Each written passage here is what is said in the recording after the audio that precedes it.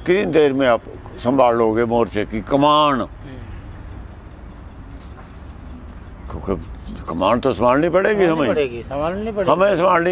ये काम नीचे का करेंगे, ये इलेक्शन का काम करेंगे, इलेक्शन में आगे जो करना है वो भी करेंगे। कमान हमें संभालनी पड़ेगी। देखिए, देश की सेवा हमने पहले भी की 31 साल 32 साल, और जो भी हमारे पूर्व सैनिक है सबने देश के लिए पहले भी सेवा कर चुके हैं। ये हमारी दूसरी सेवा है, और हम ये पहली बार ऐसा हुआ है कि पूर्व सैनिक जो है कि आंदोलन में उतरे हैं। मुझे बहुत खुशी है कि इन पूर्व सैनिकों ने अपना कर्तव्य, अपना फर्ज खुद ही संभाल लिया। जिस गुलामी के खतरे की प्राणों की होती दे के बाहर से रक्षा करी, वो चोर मोरी से गुलाम हमें बना रहे हैं सरकार। हम गुलाम ना बन जाएं, ये सरहदों पे बैठे हैं, लेकिन वो सरकार चोर मोरी से हमें गुलाम बना रही है। इनकी सब कुर्बानियों को कुएं में डाल रही कर गुलाम बनाने की सोच रही है सरकार। इतने बुद्धू सैनिक नहीं हैं, लोग नहीं हैं, ये बड़े बड़े दिमाग के आदमी हैं, बड़े बड़े इनमें अफसर हैं, सब जानते हैं। सरकार चोर मोरी से हमें गुलाम नहीं बना सकेगी।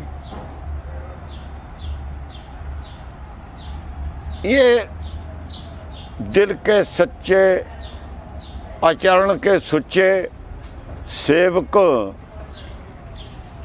कैसे चुप रह सकते जब वो सरकार ही बेईमान हो जाए, गद्दारी करके हमें गुलाम बनाने की सोचने लगे।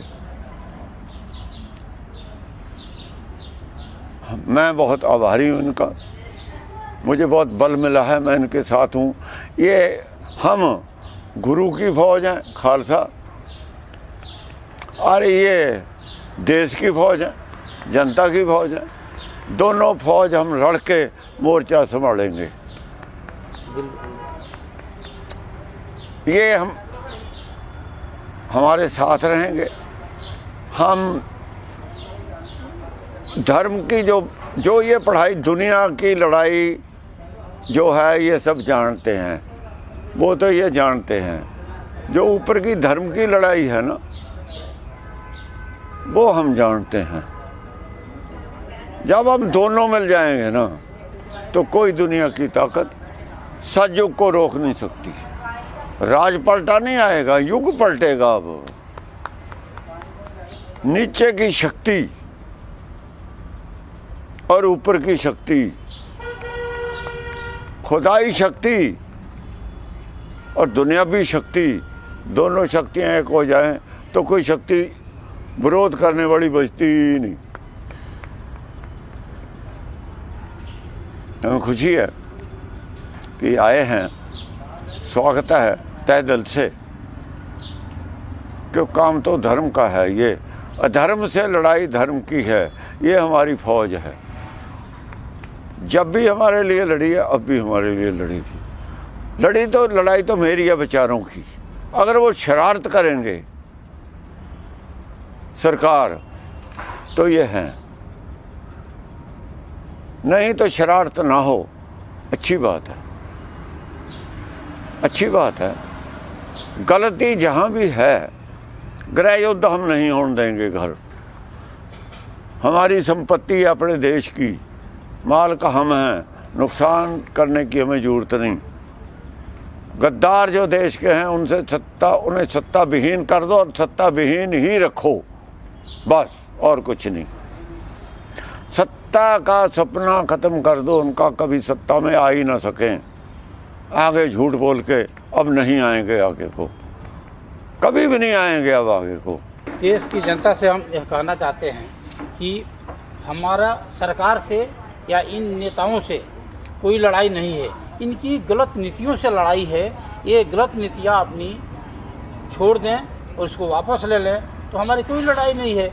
और दूसरी बात ये है, ये जो राजनीति होती है यह कोई नौकरी नहीं है, किसी ने इसमें कंपटीशन जीत करके नहीं आया है। ये जनता द्वारा चुना हुआ प्रतिनिधि होता है जो एक समाज की सेवा करने के लिए होता है, तो इसमें कोई तनख्वाह नहीं होना चाहिए। फिर भी मान लिया कि यदि उसको खर्चे के लिए कुछ चाहिए, इधर उधर आना जाना है, तो उतनी ज़रूरत है जितनी की मतलब उसको खर्च चल सके, उसको कई पीढ़ी तक इकट्ठे करने के लिए नहीं चाहिए। अच्छा, यदि सारी नौकरियों की जब पेंशनें बंद कर दी गई, तो इसमें पेंशनें किस बात की?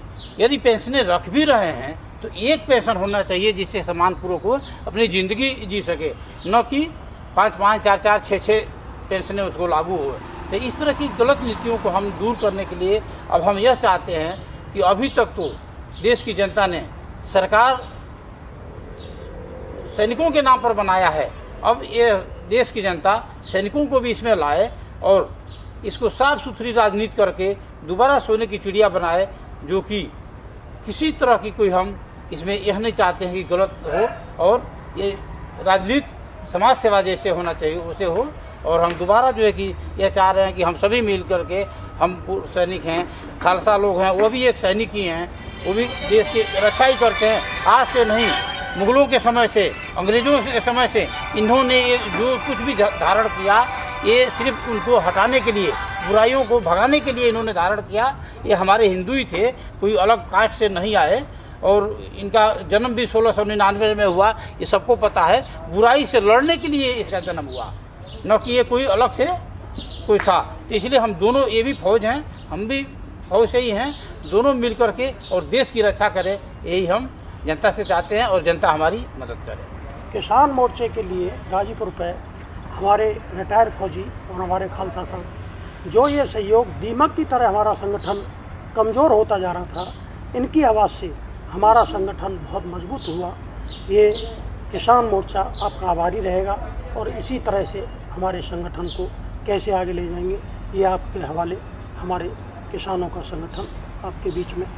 और इस तरह से दीमक की तरह ये लोग लग रहे थे, कैसे कैसे आपने हमको सहयोग दिया, ये आभार, क्योंकि देश की सेवा आपने की। आप इस तरह से देश में व्यापक हैं कि धर्म युद्ध करने के लिए आप हैं।